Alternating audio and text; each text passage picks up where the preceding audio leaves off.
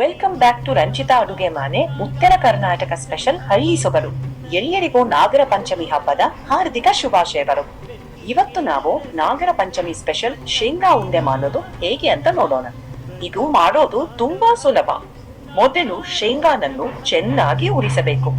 ತುಂಬಾ ಉರಿ ಆಗಬಾರದು, ಮಧ್ಯಮ ಉರಿಯಲ್ಲ, ನಿಧಾನವಾಗಿ ಉರಿಸಿಕೊಳ್ಳಿ. ಉರಿಸಿಕೊಂಡ ಮೇಲೆ ಆರಕ್ಕೆ ಬಿಡ್ಬೇಕು. ಆರಿದ ಮೇಲೆ ಸಿಪ್ಪೆ ತೆಗೆದು ಇಡಿ. ಈಗ ಒಂದು ಪಾತ್ರೆಗೆ ಬೆಲ್ಲ ಹಾಕಿ ಪಾಕ ಮಾಡಿಕೊಳ್ಳಿ. ಮತ್ತೊಂದು ಪ್ಲೇಟಿನಲ್ಲಿ ಮೇಲೆ ಪುಡಿ ಮಾಡಿ ಇಟ್ಟುಕೊಂಡಿರೋ ಪುಟಾಣಿ ಪುಡಿ ಹಾಕೊಳ್ಳಿ. ಅದಕ್ಕೆ ಸಿಪ್ಪೆ ತೆಗೆದ ಶೇಂಗಾ ಹಾಕಿ ನಿಧಾನವಾಗಿ ಮಿಕ್ಸ್ ಮಾಡ್ಕೊಳ್ಳಿ.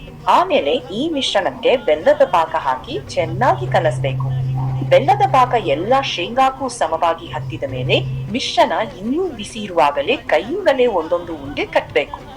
ತಣ್ಣಗಾದ ಮೇಲೆ ಕಟ್ಟೋಕೆ ಸ್ವಲ್ಪ ಕಷ್ಟ ಆಗುತ್ತೆ. ಅದಕ್ಕೆ ಬಿಸಿಯಲ್ಲಿ ಕಟ್ಟಿದ್ರೆ ಚೆನ್ನಾಗಿ ಬರುತ್ತೆ.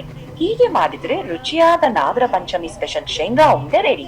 ನೀವು ಕೂಡ ಮನೆಯಲ್ಲಿ ಒಮ್ಮೆ ಮಾಡಿ ನೋಡಿ, ಹೇಗಾಯ್ತು ಅಂತ ಕಾಮೆಂಟ್ ಮಾಡಿ ತಿಳಿಸಿ.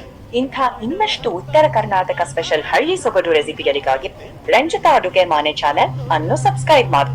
ವಿಡಿಯೋ ಇಷ್ಟ ಆದ್ರೆ ಲೈಕ್ ಮಾಡಿ, ನಿಮ್ಮ ಸ್ನೇಹಿತರ ಜೊತೆ ಶೇರ್ ಮಾಡಿ. ಮತ್ತೆ ಮುಂದಿನ ವಿಡಿಯೋದಲ್ಲಿ ಸಿಗೋಣ. ಧನ್ಯವಾದಗಳು.